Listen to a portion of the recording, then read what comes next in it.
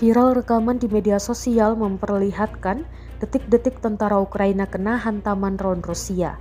Tentara Ukraina dengan senjata lengkap tampak masuk ke dalam sisa bangunan yang sebelumnya juga disikat Rusia. Namun belum lama berada dalam ruangan tersebut, mendadak drone menyusul dan meledakkan target. Rekamannya beredar di Telegram pada Rabu 6 November 2024. Dalam keterangan unggahan disebutkan, inilah momen drone Rusia menggila dan menyerang reruntuhan bangunan tempat bernaung tentara Ukraina. Belum diketahui nasib dari pasukan di dalamnya.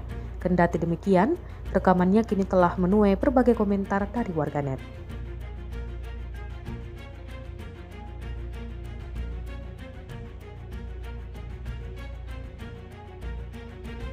Download Tribun X sekarang, menghadirkan lokal menjadi Indonesia.